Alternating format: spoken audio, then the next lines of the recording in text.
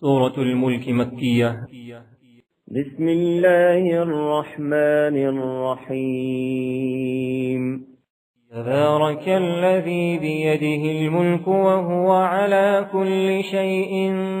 قدير، الذي خلق الموت والحياة ليبلوكم أيكم أحسن عملا وهو العزيز الغفور، الذي خلق 7 سماوات طباقا ما ترى في خلق الرحمن من تفاوت، فارجع البصر هل ترى من فطور، ثم ارجع البصر كرتين ينقلب إليك البصر خاسئا وهو حسير، ولقد زينا السماء الدنيا بمصابيح وجعلناها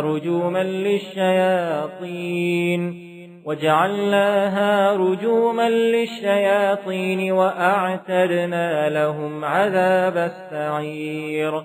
وللذين كفروا بربهم عذاب جهنم وبئس المصير، إذا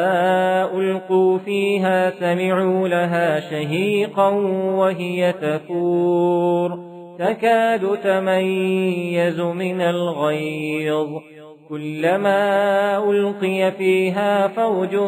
سألهم خزنتها ألم يأتكم نذير، قالوا بلى قد جاءنا نذير فكذبنا وقلنا ما نزل الله من شيء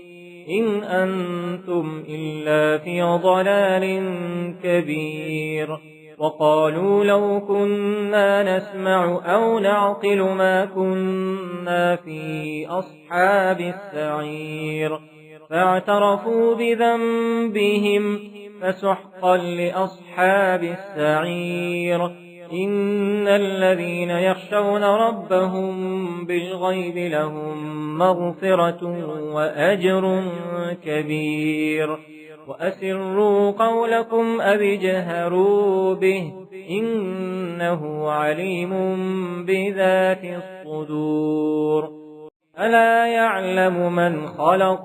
وهو اللطيف الخبير، هو الذي جعل لكم الأرض ذلولا فامشوا في مناكبها وكلوا من رزقه وإليه النشور، أأمنتم من في السماء أن يخسف بكم الأرض فإذا هي تمور، أم أمنتم من في السماء أن يرسل عليكم حاصبا، فستعلمون كيف نذير.